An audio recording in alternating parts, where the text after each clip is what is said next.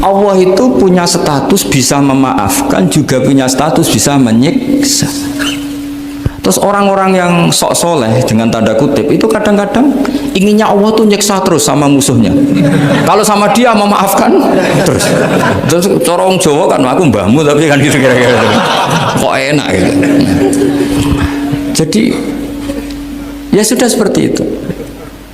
Lagi-lagi kata kuncinya apa? Beri otoritas itu hanya kepada Allah Subhanahu wa taala karena dia adalah pemilik otoritas sejati. Khitab itu otoritas dari minal a'la ilal adna, dari yang lebih kuat ke yang lebih bawah, itu namanya khitab. Kemudian harusnya kita semua sebagai manusia itu sebenarnya orang yang tidak sah memberi khitab, memberi perintah. Karena kita sendiri tidak berstatus khalik, pencipta. Jadi misalnya gini, saya janji sama sampean besok datang ke saya, kamu tak kasih uang. Besok saja saya tidak mesti hidup. Jadi janji itu sudah salah, besok saja saya tidak mesti hidup. Kalaupun hidup saja uang saya terbakar atau dicuri orang. Maka di sini dibutuhkan otoritas khitab, harus diberikan zat yang punya otoritas penuh, yaitu zat yang nggak akan mati, yang nggak akan lumpuh, yang nggak akan mengalami satu gangguan sosial. Sebab itu dalam pandangan ulama tafsir itu punya akibat, saya ulang lagi, punya akibat bahwa hanya Allah yang berhak memberi apa? Khitab. Sehingga saking kerennya Allah itu bisa khitabun lil ma'dum. Ini di sini nanti ada contohnya. Sesuatu yang enggak ada kemudian Allah bilang kun menjadi ada. Sehingga Allah itu enggak bisa dibantah, enggak bisa ditentang karena bisa apa saja. Karena asbabul qudrah adalah al-khalqu. Kalau dalam ilmu tafsir, kalau sampean dalam ilmu manusia kan gini, sebabnya melihat itu mata. Kalau dalam ilmu tafsir enggak, yang bisa menjadikan Anda melihat itu menciptakan. Seorang lagi ya, jadi kalau dalam ilmu tafsir, asbabur ru'yah itu al-khalqu, bukan al-basar. Kalau kamu melihat karena mata, berarti setelah jauh tidak bisa melihat. Atau setelah tertutupi tidak bisa melihat. Tapi kalau kamu mengetahuinya karena menciptakan, maka kapan saja bisa melihat. Misalnya gini, saya punya emas 1 gram, kecil sekali 1 gram. Saya tanam di dalam Monas, kedalamannya 1 meter. Mbok saya sudah di Jogja, saya tetap tahu bahwa di Monas kedalaman 1 meter ada emas 1 gram. Kenapa? Karena saya yang menciptakan, yang mengatur itu semua. Sehingga setelah saya di Jogja, setelah saya di mana-mana tahu bahwa di Monas itu ada emas 1 gram dalam kedalaman 1 meter. Sehingga Allah ketika mengatakan, saya ini zat yang super tahu, itu kata Allah gimana? Ala ya'lamu man khalaqo. Ala ya'lamu ana ta ora ngerti sapa man wong zat khalaqo kang gawe sapa man. Masa orang yang menciptakan kemudian tidak tahu? Jadi awal tahu itu karena menciptakan. Tapi kita ini sudah lama jadi bodoh karena kita tahunya pakai mata. Sehingga kita mengatakan bagaimana orang buta bisa tahu wong dia buta. Kalau dia yang menciptakan tetap tahu. Tadi misalnya orang buta di kamar mandinya masang paku atau masang apa, dia tahu kalau di kamar mandi saya ada paku. Kenapa kok tahu? Karena yang masang saya. Nah, ini penting saya utarakan supaya nanti itu gampang analisis ayat-ayat berikutnya. Otoritas itu, otoritas khitab itu harus diciptakan dulu. Nah, baru setelah punya otoritas, saya ulang lagi, baru punya hak khitab.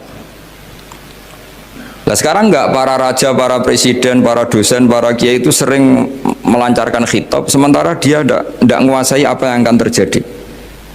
Makanya Allah mengkritik kabura maktan indallahi antaqulu ma la tafalun. Itu salah besar ketika kamu seakan-akan memegang otoritas pada sesuatu yang sebenarnya kamu tuh tidak pernah melakukan, tidak pernah ikut menciptakan. Misalnya cong kowe nak nurut aku sampean mesti uripmu kepenak.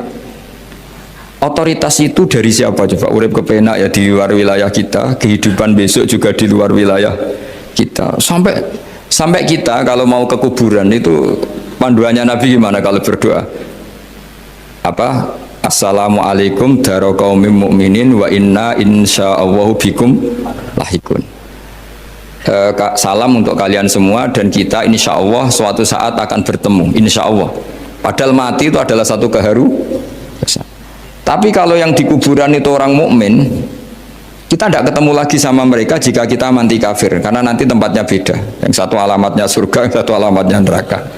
Maka kata ulama, kata insya Allah di situ adalah kita masih berharap mati dengan status yang sama sehingga bisa ketemu. Jadi itu artinya gini, di selain Allah itu bilang janji, bilang khitab itu nggak sah. Dulu kan Nabi Muhammad SAW itu saking yakinnya setiap problem itu ada malaikat Jibril datang, saking yakinnya. Suatu saat ada orang Yahudi tanya, Muhammad, kalau kamu Nabi betul, beritahu kami tentang Dzulqarnain, beritahu kami tentang Ruh, beritahu kami tentang Luqman Al-Hakim. Nabi karena reputasi hariannya dipandu Jibril bilang, ya udah besok datang lagi ke sini tak jawab. Ternyata Jibril nggak datang. Padahal semua ditunggu lama nggak datang sampai utusan. Padahal yang tanya orang Yahudi yang sukanya bully Nabi. Lama nggak datang. Lama-lama protes. Jibril ini gimana? Saya dalam keadaan tertekan malah ada datang. Datang Jibril dengan tanda kutip nyalah. Yaitu ada ayat wala taqulanna li syai'in inni fa'ilun dzalika ghadan illa ayyasha. Jangan katakan besok bisa melakukan sesuatu tanpa mensandarkan itu semua kepada kekuasaannya Allah Subhanahu wa taala. Akhirnya semenjak itu Nabi mensyariatkan kalau kamu janji harus mengatakan insyaallah.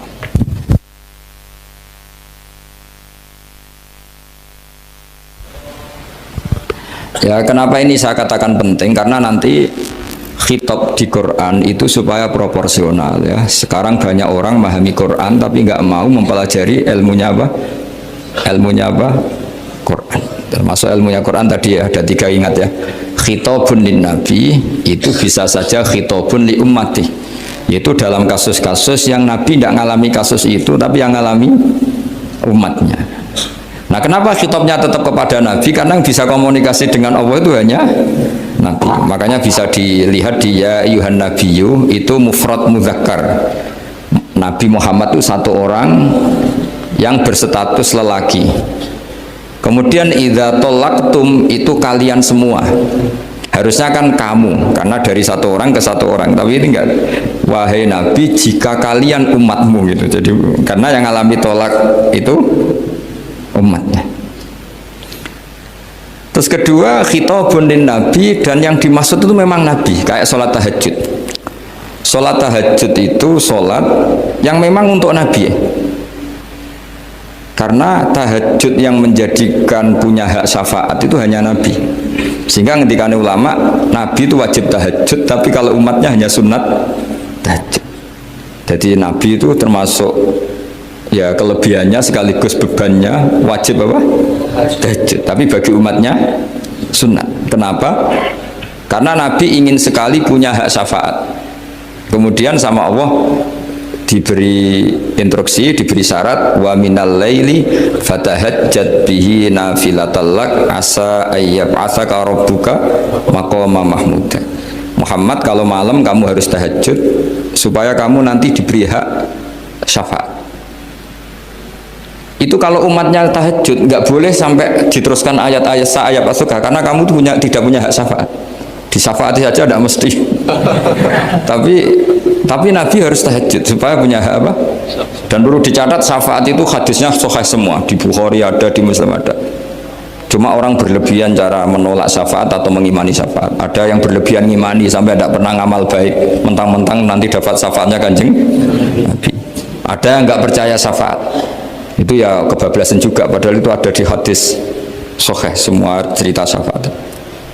Itu khitabun nabi, dan yang dimaksud memang nabi. Sehingga umatnya tidak wajib tahajud tapi nabi wajib tahajud.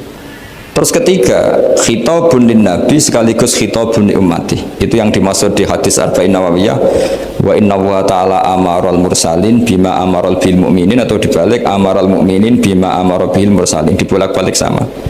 Yaitu para nabi ya dikhitabi memakan sesuatu yang thayyibat. Para orang mukmin juga kena khitab memakan sesuatu yang apa?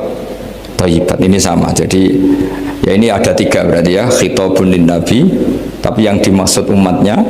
Khitabun lin nabi yang dimaksud adalah nabi saja. Terus ketiga khitabun lin nabi yang dimaksud plus umatnya. Nah, kajian seperti ini penting.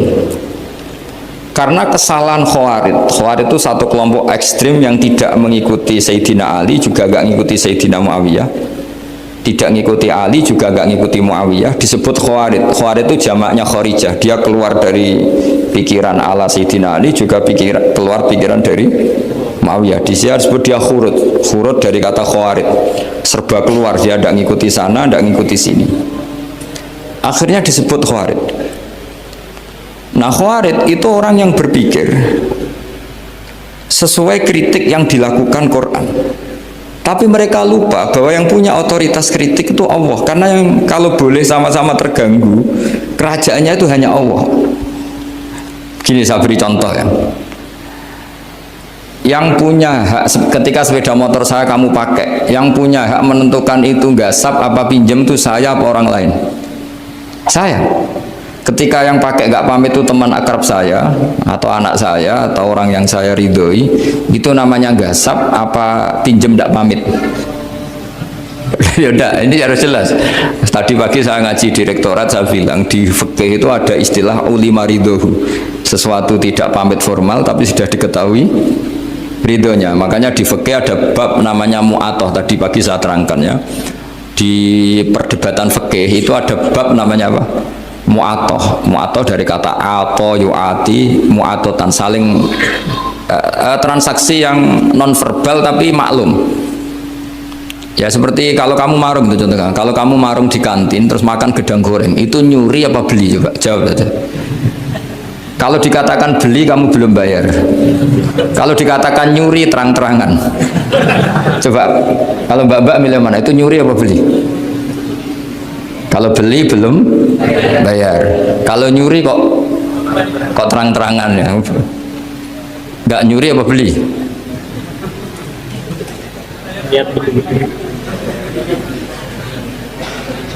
Jadi ada gedang goreng di warung, kamu datang langsung makan, ada kerupuk dimakan, ada telur asin dimakan, itu nyuri apa beli?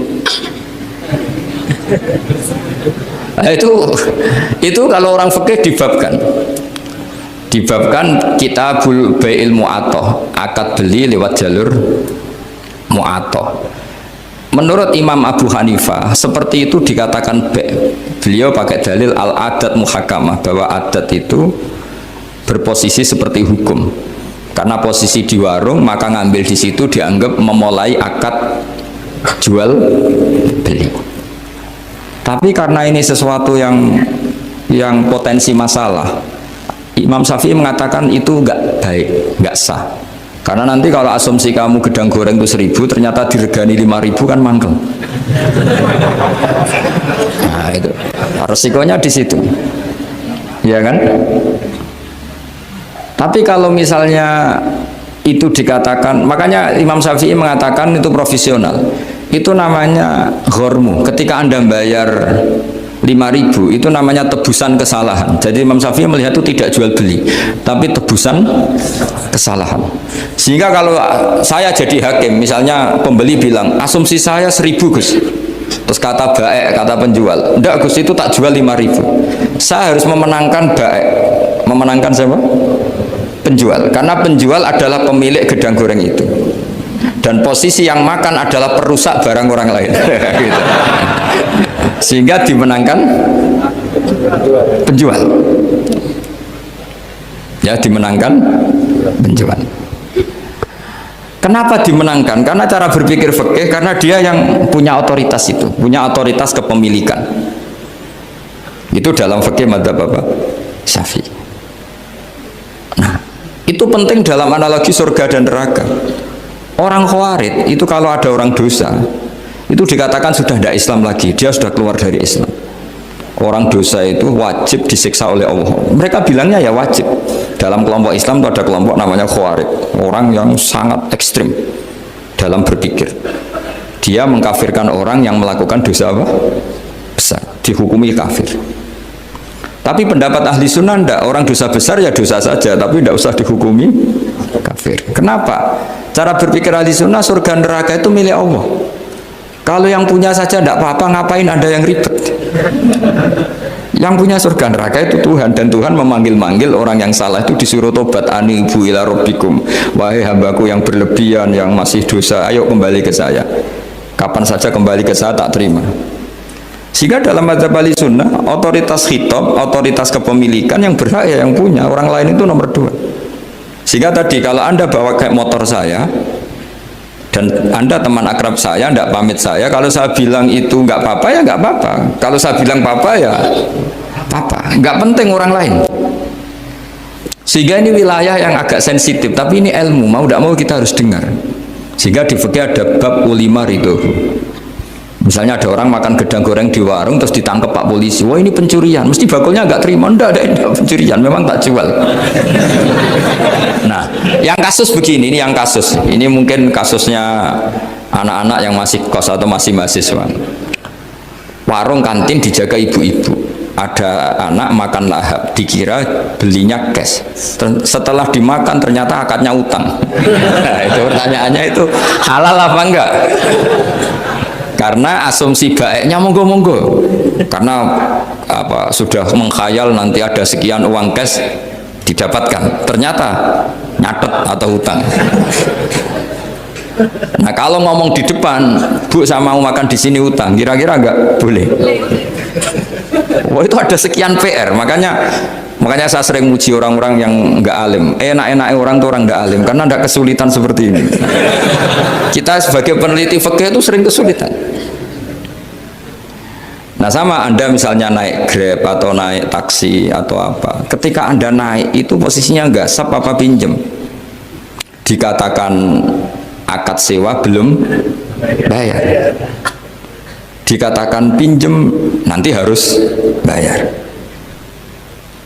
Jadi ada sekian masail fikih yang jadi perdebatan. Nah, apapun itu nanti kata finalnya itu dia yang punya, yaitu supir taksinya atau baeknya, penjaga warung tadi. Nah, sehingga hukum itu bagi orang lain sudah tidak sah kecuali bagi yang punya. Nah di sini ini kelihatan benarnya mazhab ahli sunnah wal jamaah. Ahli sunnah mengatakan apapun salahnya seseorang setelah dia beragama Islam itu wilayahnya Allah. Kita tidak bisa berbuat apa-apa. Makanya ada ayat laisa laka minal amri syai'un aw yatuba alaihim aw yu'adzibah. Muhammad, meskipun kamu kekasih saya, kamu tidak punya otoritas menentukan si A dimaafkan, si A disiksa. Otoritas itu hanya bagi saya, kata Allah. Sehingga banyak orang yang Nabi kurang srek karena membunuh pamannya Hamzah malah dikasih tobat sama Allah, namanya Wahsy. Wahsy itu orang yang Nabi gak suka karena pernah membunuh Sayyid Hamzah di perang Uhud, tapi sama Allah marah dikasih tobat. Salabah yang sering ibadah di masjid, sering iktikaf, saking seringnya ibadah itu sampai digelari hamamatul masjid, merpatinya masjid. Tapi na'udzubillah beliau malah berakhir dengan su'ul khatimah. Kita tidak pernah tahu. Kenapa begitu? Karena begini, wilayah yang absolut itu hanya milik Allah Subhanahu wa Ta'ala. Sehingga Nabi kalau ketemu Wahsy ya bilang, iman kamu sudah saya terima, Islam kamu sudah saya terima, tapi saya ini manusia, tolong sembunyikan wajahmu dari saya, karena kalau saya ingat kamu itu mangkel, karena ingat kamu pernah membunuh Hamzah. Tapi saya sebagai Nabi harus menerima iman kamu, karena Nabi itu gak boleh dendam. Jadi kalau mangkel-mangkel sedikit kayaknya agak boleh mungkin ya, mungkin itu ya. Tapi profesional, Nabi sebagai manusia nggak berkenan melihat Wahsy, tapi sebagai Nabi legowo terhadap imannya Wahsy. Tapi Allah sendiri yang ngendikan laisa laka minal amri syai'un aw yatuba. Coba orang munafik, kayak apa salahnya orang munafik? Tapi ketika Allah ngendikan tentang orang munafik gimana? Wa yu'adzibal munafiqina in sa'a aw yatuba.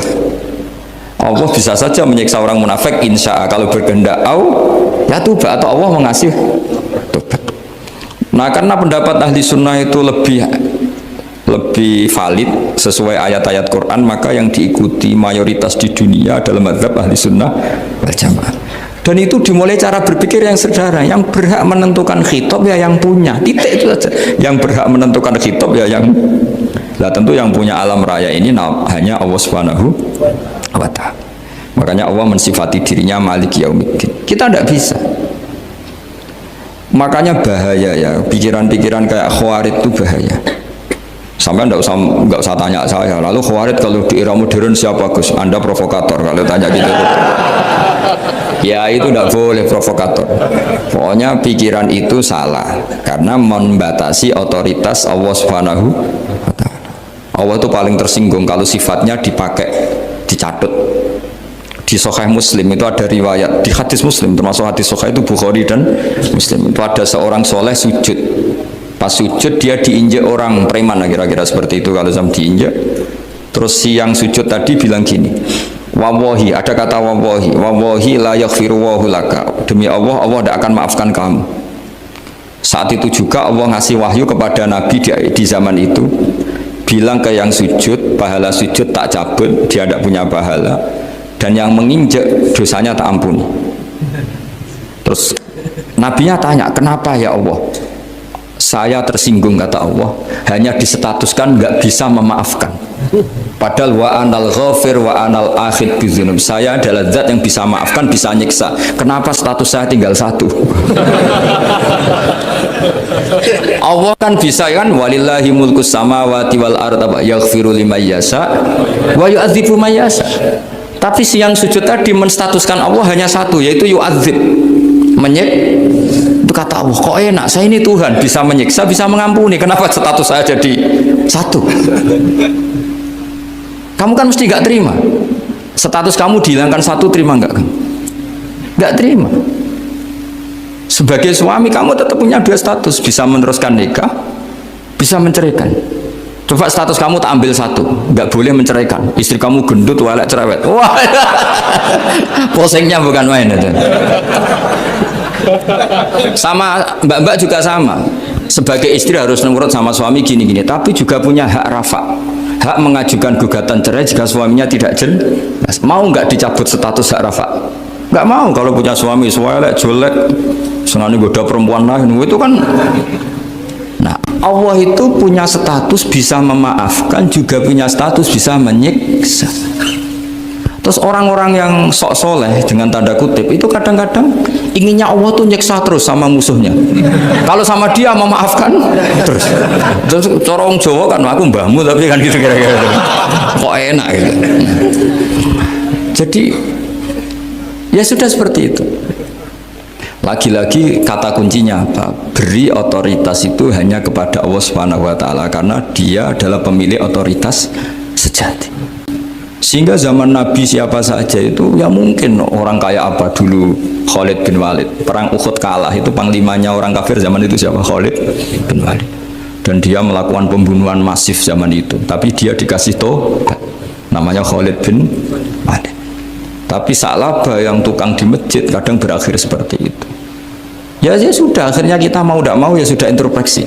Sampai sesoleh apapun kita selalu diajarkan doa, ya muqallibal qulub tsabbit qalbi ala dini. Karena kayak apa kalau hati kita dibolak-balik? Karena cara berpikir tentang Islam dan tentang ateis atau tentang kekafiran itu mirip satu visi. Makanya ini hati-hati mahasiswa, karena senangnya berpikir sendiri. Kadang ngelantur kemana-mana. Saya beri contoh. Sampai kalau sekarang masih miskin, berbahagialah. Karena miskin itu mudah jadi orang dermawan. Kalau orang sudah kaya itu ribet. Coba misalnya sampean jadi santri saya, tak contohkan, biasanya santri kalau sama kiainya akan loyal. Kamu miskin punya ayam 2, tak minta 1 boleh enggak? Boleh, padahal itu 50%. Ya, terus punya uang 100.000, tak minta 50.000, kira-kira boleh enggak? Boleh, padahal itu 50%. Tapi kalau kamu kaya, punya uang 1 miliar, tak minta 500 juta, boleh enggak kira-kira? Padahal itu berapa? 50%. Gampang mana dermanya orang kaya sama orang miskin? Untuk mengamal 50, itu mahasiswa yang masih miskin-miskin, uangnya hanya 100.000, traktir temannya habis nggak masalah. Padahal itu berarti 100%. Uangnya 50.000 diminta temannya dikasihkan semua, padahal itu aset satu-satunya. Nah, Sa'labah itu cara berpikir gitu sehingga Allah tersinggung. Saya beri contoh ya, Sa'labah itu singkat cerita kan kalau habis jamaah salam langsung lari pulang. Terus ditanya sama Nabi, kenapa kamu ke susu pulang gitu? Istri saya di rumah masih belum pakai baju karena gantian sama saya. Saking miskinnya tuh baju itu gantian. Sama nggak usah bayangkan, lalu di rumah telanjang kayak apa? Berarti kamu porno, kamu porno berarti. Tidak boleh. Pokoknya ceritanya seperti itu, tidak usah lari. Gantian pakai itu. Singkat cerita, ya Rasulullah, buat saya ini didoakan kaya. Sampai 3 kali Nabi bilang, bisa saja miskin itu lebih baik bagi kamu. Lama-lama sampai memaksa Nabi, akhirnya Nabi berdoa. Terus beliau kaya. Dan Salabah agak salah, dia nggak minta paket kaya barokah, tapi mintanya kaya saja, diturutin kaya. Pertama punya kambing di pegunungan ya, kalau di Arab itu kan kambing diletakkan di Jabalen, Mabinal Jabalen, di antara 2 lembah itu 40 sampai 80 sampai 4000. Singkat cerita ketika 40 Nabi sudah memerintahkan sahabat diminta zakat. Berarti kalau 40 itu 1, kalau 80 kira-kira 2. Ya sudah gitu. Sebetulnya ketika 40 kalong 1 terkurangi 1 zakat itu kan ringan karena masih 39. Ya kayak tadi kamu punya uang 1 juta, jangan 1 juta, 500.000 sudah agak berat kamu. Tidak, gini saja, tak beri contoh betapa mudahnya dermawan bagi orang miskin. 1 juta itu kan zakatnya berapa? 25.000 ya. Rubul usyur kalau dalam bahasa Arab itu berapa? Kalau bahasa kampus kan berapa? 2%, 2,5 ya, 2,5. Itu bahasa keliru sebetulnya. Sama ikut saya saja. Saya itu berkali-kali saya pernah garap matematika, cepet-cepetan biar pakar matematika itu mesti cepet saya. Karena saya ini agak bedui. Orang bedui itu cara berpikir itu lebih gampang. Jadi kalau orang Arab, tak ajarin matematika Arab ya, itu nggak ada porogapit. Jadi begini cara berpikir orang Arab itu berpikir bertahap. Ya kalau 2,5 itu kalau orang Arab bilang rubul usyur apa? Rubul usyur, 1/4 dari 1/10. Jadi kalau orang Arab berpikir bertahap. Jadi misalnya 1 juta, 1/10-nya berapa? 100.000. Terus 1/4-nya berapa? 25.000. Jadi disebut rubul usyur, 1/4 dari 1/10. Jadi 1 miliar, cari 1/10-nya dulu, 100 juta, terus 1/4-nya, sehingga nggak usah porogapit ruwet.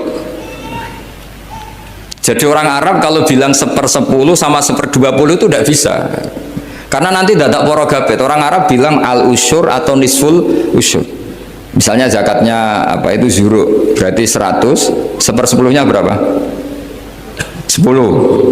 Terus orang Arab kalau misalnya pertanian kamu biayai zakatnya 1/20, orang Arab bilang bukan 1/20, nisful usyur. Berarti berapa? 100 usurnya 10, separuhnya 1/10, berarti 5. Lah 5 ini bahasa kamu apa? 1/20. Ya, bahasa orang kampus 5 kan 1/20, kalau 10 1/10. Kalau orang Arab bilang apa? Usyur atau nisful, kan gampang gitu. Ya saya ulang lagi ya, berarti kalau 1/10-nya 1 juta, usurnya berapa? 100. Nisful usur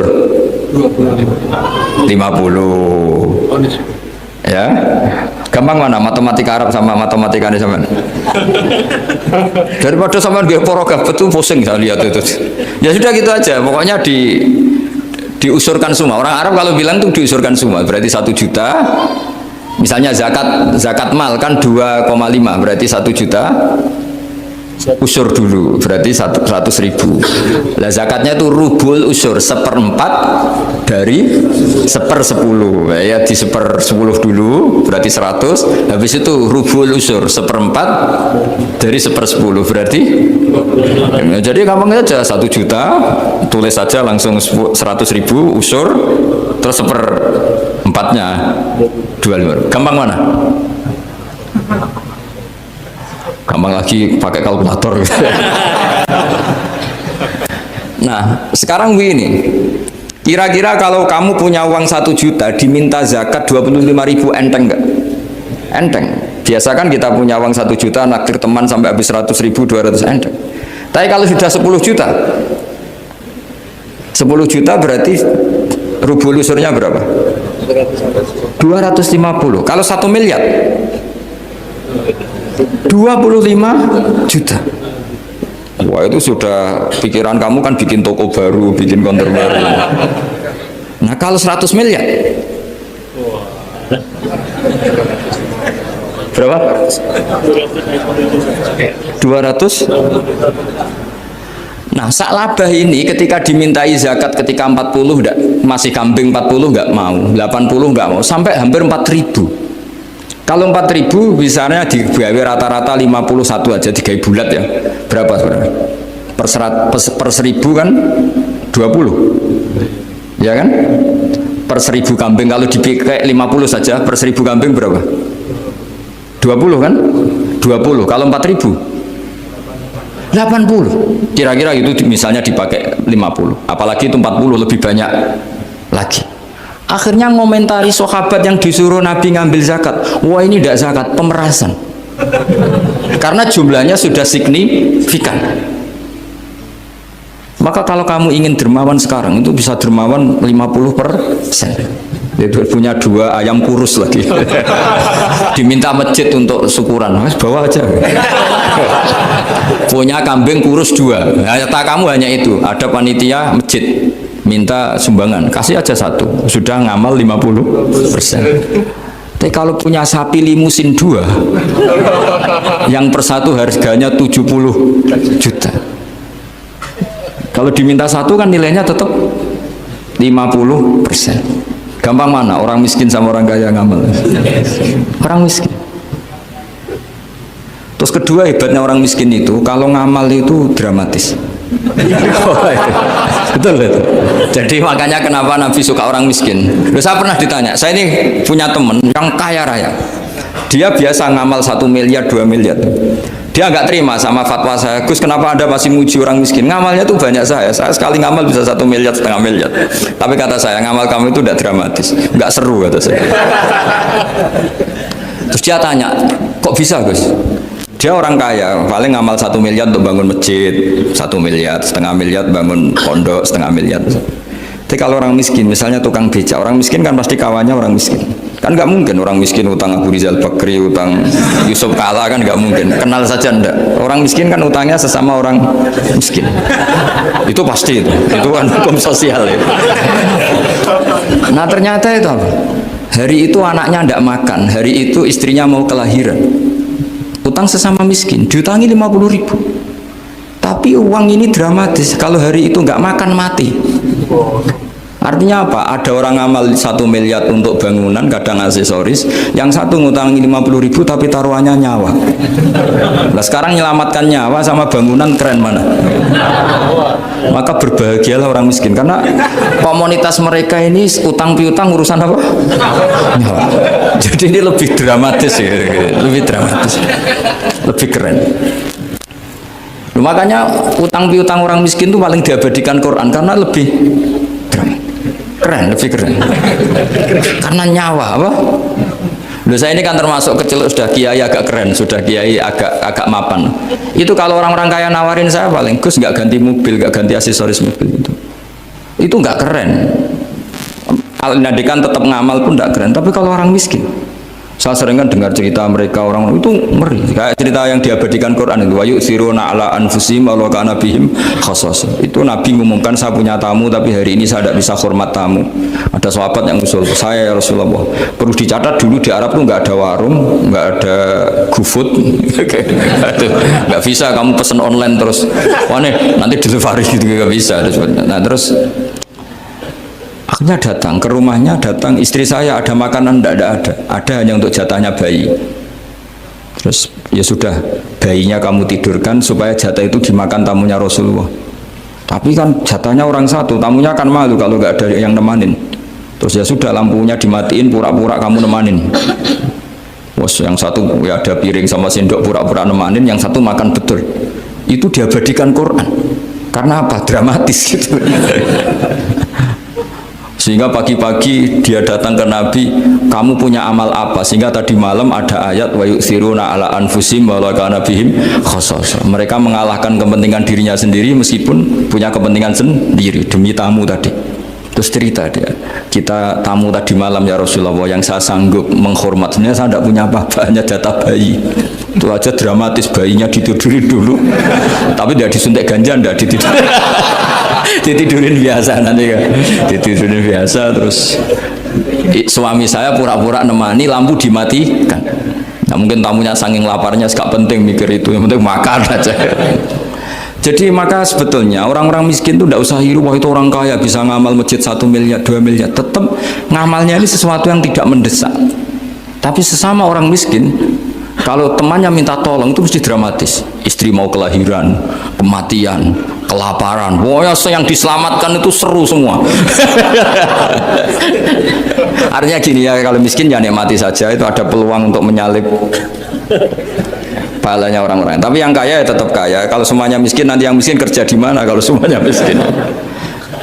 Ya kembali ke tadi, ke ilmu khitab. Kalau ini tidak dipelajari, maka orang khawarij ini megang otoritas. Tidak bisa. Mereka nggak menguasai pintu surga maupun pintu neraka. Nggak bisa. Mereka dengan seenaknya, tobatnya orang yang pernah gini nggak diterima. Tidak bisa. Wilayah yang nerima tidak itu wilayahnya Allah Subhanahu wa Ta'ala. Sehingga kita tetap berpendapat sesuai eksplisit yang ada di Quran. Walillahi mulkus samawati wal ardi, apa? Yaghfiru liman yasha wa yu'adzibu man yasha. Sehingga nggak boleh kita pegang otoritas agama, nggak boleh. Kita hanya bisa menjelaskan. Kalau pegang nggak boleh. Misalnya saya dengan sampean surganya dulu mana? Bisa saja dulu jenengan. Kok bisa Gus? Iya kan? Mungkin wah keren ngaji tawaduk mau. Mungkin saya dari bab tawaduk keren sampean. Di bawah saya di atas. Di bab tawaduk keren sampean. Sehingga kalau surga kok jalurnya tawaduk mesti dulu sampean. Karena sampean di bawah saya di atas. Tapi saya nanti protes sama Allah. Protesnya gini, posisi saya diperintah ya Allah. Gayanya mereka duduk di bawah, tapi merintahkan saya supaya mau mengajar. Jadi nggak ada sopan-sopannya, karena mereka merintah ya. Ya, terutama di PPAI ya, Pak. Oh, itu nggak sopan sekali kan merintah. Sehingga kalau yang dipandang, makanya masyhur itu kan, ada wali itu. Yang satu jadi wali karena sholat di shaf awal, keren kan, shaf awal fadilahnya utamanya kan luar biasa. Yang satu kalau sholat tuh di belakang terus, tapi juga jadi wali. Yang depan agak protes, ya Allah kenapa ini jadi wali padahal sholatnya di belakang. Jawabannya lucu yang di belakang. Kenapa?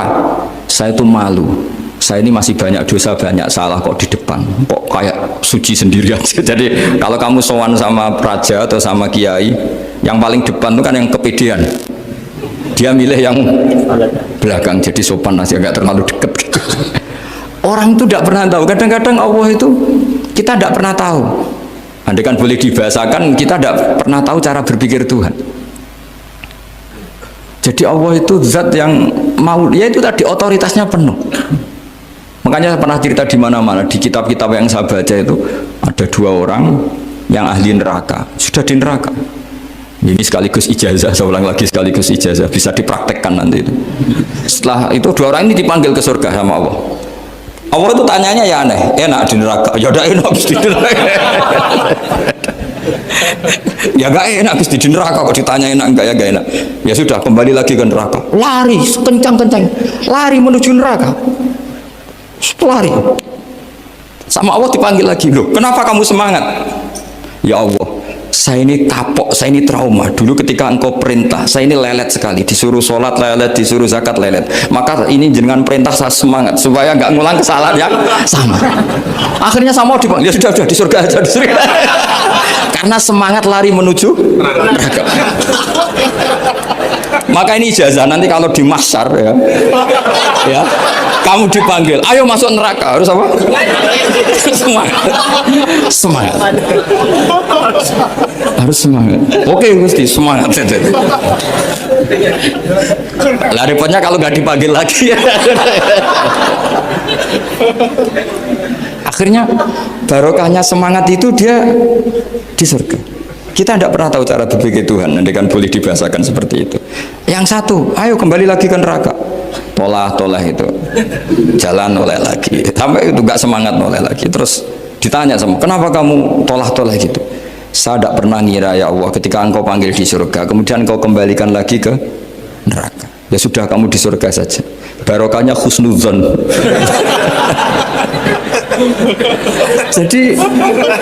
jadi Tuhan itu unik. Makanya dalam tradisi ulama itu ad-dinu ar-riwayah, agama itu riwayat. Sebagian diredaksikan inna hadzal ilma dinun fanzuru amman ta'khuduna dinakum. Agama ini, ilmu ini agama, maka lihat riwayatnya.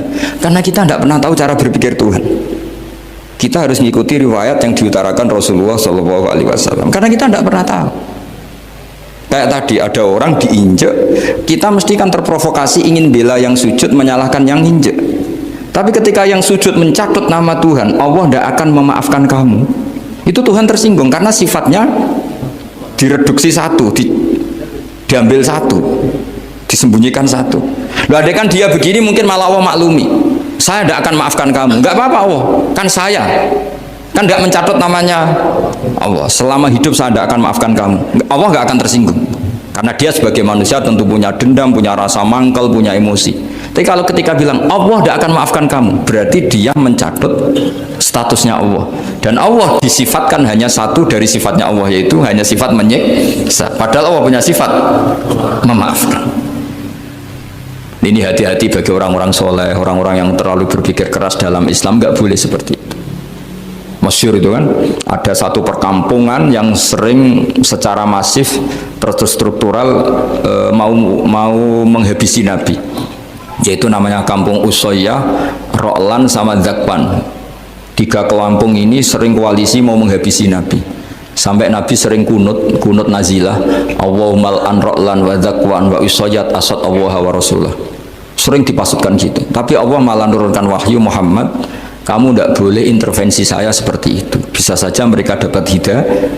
Semenjak itu Nabi meninggalkan kunut nazilah. Terus dan sebagian ulama mengatakan itu awal diturunkannya ayat laisa laka minal amri syai'un au yatuba alaihim au yu'adzibahum. Jadi ini sekaligus lagi-lagi ini bab khitab. Jadi ya seperti kita punya, makanya orang itu tetap donga ya muqallibal qulub sabbit qalbi ala dini, karena otoritas itu bagi yang punya. Maka kata malik, kata pemilik itu kunci dalam ilmu tauhid atau ilmu tafsir atau ilmu apa saja. Misalnya gini, saya punya rumah. Saya punya rumah yang ruangan depan itu ruang tamu, tentu dapat perlakuan khusus. Sering steril, sering bersih, bahkan dihias pakai bunga, pakai macam-macam. Ruangan tengah biasa, ruangan belakang buat buangan sampah, buat WC, buat macam-macam. Sah apa enggak? Sah. Kenapa? Karena saya pemiliknya. Apa? Karena saya. Tapi kira-kira yang sedang di ruang tamu, tanah yang sedang di ruang tamu yang dimanjakan juga nggak boleh kumo luhur. Bisa saja suatu saat saya rubah pikiran, rumah saya tak balik dari menghadap utara ke selatan. Yang dulu WC jadi ruang tamu, yang ruang tamu jadi WC. Langsung perlakuannya rubah 180 apa derajat, jika 360 derajat. Nah itu yang di sini nih, kenapa orang soleh pun tetap takut sama Allah, karena Allah itu yaf'alu ma yasha, bisa melakukan apa saja. Sehingga tradisinya ulama ketika zaman ini sudah rusak seperti ini, ulama-ulama tidak ada yang khawatir, karena Allah mensifati dirinya al-hadi sebagai zat penunjuk. Coba kita sudah tidak ditungguin nabi, nggak ditungguin wali, nggak ditungguin orang-orang soleh dulu, tapi agama itu ya jalan sampai sekarang. Ada orang ngaji, ada orang sholat, ada orang zakat. Andekan agama itu diserahkan manusia, sudah kita tidak bisa mempertahankan agama ini di zaman seperti ini. Tapi karena Allah itu al-hadi, zat yang memberi petunjuk, dan sifat Allah Ta'ala pasti tata'atsaru bi khalqih, pasti ada akibatnya di makhluk. Seperti Allah mensifati dirinya ar-razzaq, yang memberi rizki. Buat zaman buyut-buyut perang dijajah Belanda ya tetap makan, ya tetap kawin. Kadang istrinya banyak padahal zaman jajan Belanda. Kita nggak dijajah aja susah. Dulu itu babah kamu istrinya 1 atau 2, buyut-buyut kamu banyak yang 2 padahal miskin. Karena Allah mensifati dirinya ar-razzaq. Buat keadaan kayak apa orang tetap dapat rizki. Begitu juga Allah mensifati dirinya al-hadi. Buat keadaan dunia rusak kayak apa tetap ada yang dapat hidayah. Jadi kamu tidak usah khawatir terhadap agama ini, karena Allah mensifati dirinya apa? Al-hadi, zat yang memberi petunjuk. Kayak apa Amerika, kayak apa Korea. Saya itu pernah di Korea, katanya negara ateis. Di sana TKI yang nyari uang, ternyata di sana itu bikin masjid. Coba kalau Allah menghendaki, di Korea ada masjid. Karena bikin masjid nggak boleh, kalau nyewa boleh. Jadi Korea itu ada satu aturan kayak di Jepang, kayak di umumnya negara maju. Yang sudah fungsi sosial itu tetap sosial, nggak boleh menambah yang baru. Jadi kalau dari gereja dibeli masjid boleh, tapi kalau tanah lapang dipakai masjid nggak boleh karena ngurangi tanah. Tapi kalau dari gereja jadi masjid boleh, dari bar untuk masjid boleh, dari pantai asuhan jadi masjid boleh. Pokoknya yang fungsi sosial. Saya pernah ngaji di masjid itu, bawahnya bar, atasnya gereja, atasnya lagi masjid. Kadang ya balik masjid dulu, bar, baru gereja. Karena memang yang sudah kawasan sosial ya kawasan publik ya untuk publik. Kita tidak pernah mengira kalau di sana ada tauhid. Tapi Allah itu Al-Hadi, apa? Allah itu Al-Hadi. Sehingga ya delala ada orang Indonesia kerja di sana, terus nuraninya tersiksa kalau tidak ada tempat sujud. Akhirnya mereka urunan bikin masjid. Itu banyak yang santri saya sering ngaji saya. Ya saya ulang lagi ya. Jadi cara mikir khitab sama Allah gitu dulu ya. Enggak boleh kamu berpikir khawarid yang membatasi kekuasaan atau hidayatnya Allah Subhanahu wa ta'ala. Karena kita tidak pernah tahu. Salaba ngomong gitu itu masalah besar. Karena mengatakan kekasihnya Allah itu pemungli. Karena tadi, wah ini tidak zakat lagi tapi apa? Pungli. Ini apa? Pemerasan. Karena tadi jumlahnya sudah sekitar 4.000, zakatnya kan banyak sekali. Makanya saya mohon, saya model di UI itu setuju kalau zakatnya dimulai dari kecil lebih ringan. Misalnya kita gaji 1 juta dipotong 25.000 kan ringan. Tapi kalau gaji kamu 1 miliar kan mendingan untuk bayar supir, buat yang jaga gudang, kan mesti pikirannya sudah macam-macam daripada dipakai zakat. Ya, jadi diantara menganalisis Quran adalah apa? Dudukkan Allah sebagai malikul umur kulliha, yang menguasai semua urusan. Tapi kalau kita apapun hebatnya hanya sebagai ulama, hanya sebagai mufti, hanya sebagai kiai, itu tidak punya otoritas. Sehingga misalnya banyak kan, misalnya anak yang kita cintai, kita modali malah bangkrut, yang tidak kita modali malah kaya, karena urusan tidak di tangan kita, tapi di tangan Allah Subhanahu wa ta'ala. Masjid juga gitu. Masjid yang dikelola secara sehat, ramai jamaahnya gini-gini, itu dikelola oleh manajemen. Ada masjid yang kelihatannya sepi, jamaahnya ya sedikit, tapi kadang-kadang diridhoni Allah. Kenapa? Karena masjid itu nggak menjadi problem sosial bagi komunitasnya. Saya beri contoh, masjid ramai tentu baik, nggak perlu saya ceritakan. Karena masjid ramai itu ya mesti baik. Masjid yang banyak jamaahnya tentu baik, itu nggak usah dibicarakan. Tapi ada beberapa masjid yang sepi, tapi Allah itu suka. Kenapa? Karena lembaga agama itu nggak boleh mengganggu sistem sosial. Jadi kita tidak pernah tahu cara berpikir Nabi. Yaitu banyak kan sahabat habis sholat duhur badiah di masjid, qobliyah di masjid. Apa kata Nabi? La taj'alu buyutakum kuburan, cung nak apik aja mbok entek-entekno ning masjid. Omam ya bagai keapian. Rumah kamu jangan jadikan kuburan. Jadi sholat sunatnya di masjid, badiahnya di masjid. Pulang-pulang tanya, "Mah, makannya di mana?" Terus marah-marah karena kurang disediakan makanan. Kan lucu kan? Di masjid qobliyah, badiah, pulang-pulang tanya apa? Makanan. Tersinggung lagi kalau belum disediakan. Akhirnya apa? Anak-anak kita yang kecil kenangan melihat bapaknya itu apa? Bapak itu orang yang kalau dari masjid tanya makanan dan marah kalau tidak kesampaian. Coba kalau kamu datang dari masjid sholat, kenangan anak kamu apa? Bapak itu orang yang kalau datang dari pergi sholat. Sehingga kenangan anak-anak kita ini melihat kita sholat sujud di rumah. Jika Nabi membahasakan apa? Jangan jadikan rumah kamu sebagai kuburan, kasih jatah sholat. Sehingga ulama mengatakan jamaah itu paling baik itu di masjid untuk jamaah fardu. Untuk sholat sunat beberapa malah sebaiknya di rumah. Sehingga saya ini sebagai kiai ya sering bingung. Bingungnya kadang ada orang terlalu overacting, ingin masjidnya ramai sehat. Yang satu enggak. Saya ini sering dipamiti, ya saya akhirnya bingung. Bingungnya ya barokahnya ngalim itu bingung, kalau nggak ngalim malah nggak bingung. Karena ya sudah harus gitu. Sampai tak beritahu ya. Nabi awal ngendikan itu ju'ilat lanal ardu kulluha masjidan. Semua tanah Allah itu hakikatnya masjid. Apalagi ini rumah kita. anak kita biar menyaksikan saat kita sujud, saat kita baca Quran, saat kita ngaji. Kalau semua ini di masjid, kemudian Anda di rumah taunya makanan, menuntut ngopi, menuntut kenangan di keluarga kita kurang baik. Makanya Nabi membahasakan apa? La taj'alu buyutakum kuburon. Jangan jadikan rumah kamu sebagai kuburan. Apalagi ada pepatah lagi, al-ummu madrasatul ula, ibu adalah madrasah pertama. Coba kalau kita ngajarin Quran di rumah, ya tentu masjid ya tetap ada kegiatan, tapi jangan sampai mematikan rumah. Sehingga kita sebagai ulama itu ada masjid rame ya seneng, ada masjid setengah rame ya nggak apa-apa, asal efeknya menyebar ke masyarakat. Jadi ramenya masjid ya baik, tidak rame kalau yang rame ibadah di rumah-rumah juga baik.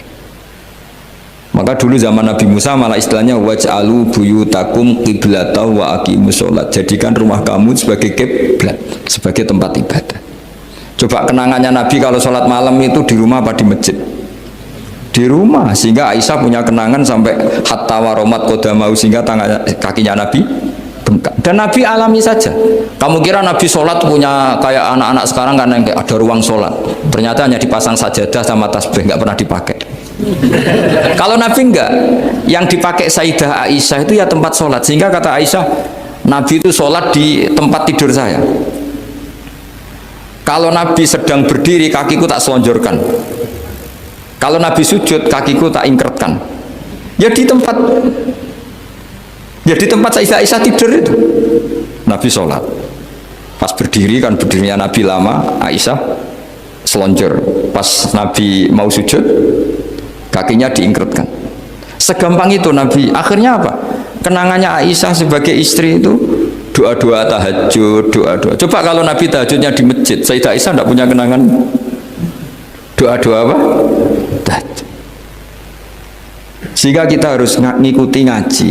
Kalau nuruti teori ya sholat itu ibadah, sebaiknya kalau ibadah ya di tempat ibadah. Tidak seperti itu cara pandang. Kata Nabi, semua buminya Allah adalah saksi kita ketika ketemu Allah. Semakin saksi itu banyak, maka semakin baik. Maka kalau sholat sunat, kesunatannya itu pindah-pindah tempat. Tapi ya jangan terlalu habis di sini terus pakai mobil ke sana gitu. Iya, kalau pas di perempatan ada orang cantik nggak jadi diterusin nanti. Tapi ini sama saya cerita ya. Jadi di antara mengkaji Quran itu mengkaji cara Allah membuat khitab. Dan yang kunci semua adalah Allah adalah zat sing otoritatif, malikul umurikul dia, pengendali dari semua. Maka kalau nyifati Allah ya tetap yaghfiru liman yasha wa yu'adzibu may yasha. Jangan pernah mengambil otoritasnya Allah Subhanahu